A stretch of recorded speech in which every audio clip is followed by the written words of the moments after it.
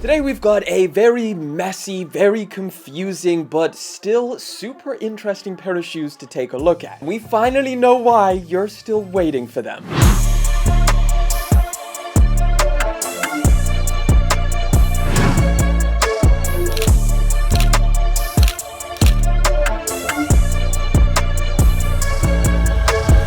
We have the box. Very different Jordan 1 box. I mean, it is completely absent of any branding. You've got no Nike Air logos all over it. You just got good old Michael's face right front and center. Now, this massively plays into the storytelling, which we will get into, but of course, let me pop the top and show you guys today's sneaker. It's the Jordan 1 Black Toe Reimagined. Some other notable things about the unboxing experience: you do get an extra set of laces, which are all over red, and they're attached to the shoe. Obviously, I've laced them up, but yeah, they're normally attached. And then you get special paper, which has a bunch of different images. I'll show you a top-down shot of that, and it's pretty cool. Oh yeah, and on the underside of the lid, you get that missing wings logo. That's no longer on the shoe. It's now there, just without the Air Jordan font on there. And here we have the sneakers. Originally very controversial. I do think now that we've kind of been exposed to this pair of shoes for a while, we've kind of warmed up to them. At least I've kind of warmed up to them. When I first saw this pair of shoes through like the early images, it was kind of one of those knee-jerk reactions to immediately be like, damn, they look weird, they look off, they almost look fake. But that's just what time does to you. Once you see this thing over and over again, the more you kind of like them, and maybe some of you even prefer them. Once we get into all of the storytelling and the idea behind this pair of sneakers,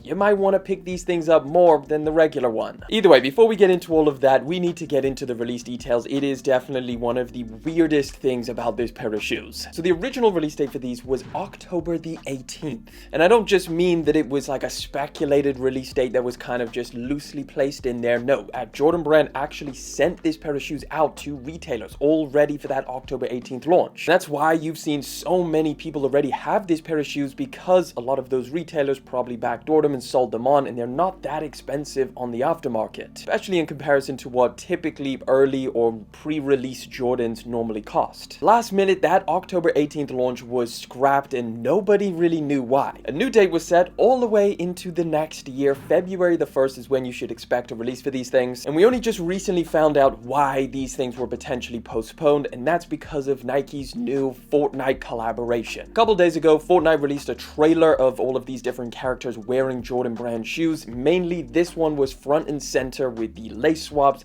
and the huge Air Jordan print on the side, which is obviously like the biggest feature of this sneaker. So it kind of seems to me like they kind of decided on this collaboration pretty last minute, and then we're like, hey, let's postpone the release, and then when it actually comes time to drop these things, people would have already seen them in the game, and they'll be like, yo, those are the Fortnite shoes, let me pick them up IRL. So yeah, I think that's the biggest indication of why these things were actually postponed, but throwing these into the mix of 2025 releases might not be the best idea. I mean, we all know that 2025 is supposed to be one of the biggest years to date in terms of hyped up collaborations and crazy retros. Just in February alone, when these are supposed to be dropping, we obviously have these. We got the Jordan 1 Unions, the Jordan 1 85 Breds, the Black Metallic 5s, the Lucky Short Jordan 3s, and that's just to name a few. And that's literally just in February. It doesn't count all of the rest of the year. So we're gonna have to wait and see on like, where do these stack up on people's priorities? Are they gonna pass up on these to maybe get the Bred 85s or the Unions? But having said that, these things are pretty cool. Unlike most retro Jordans, which are based on a colorway of a sneaker model, these are actually based off of one specific shoe. And it's arguably one of the rarest Jordans on the planet. Yes, I am talking about this pair right here. Michael Jordan rocked a pair of Jordan 1s without the Wings logo and the Air Jordan text, and that was during his rookie season in 1994. He then autographed this pair of shoes and gave it to one of his friends. That autographed pair, I assume his friend still has it, because if it did go to auction, it would probably cost millions. And that's what this pair of shoes is inspired by. That's why you have the Air Jordan text, you don't have the Wings logo, and that's why you now have a signature on the side, which there's actual images of the one that Michael Jordan actually signed from 1994,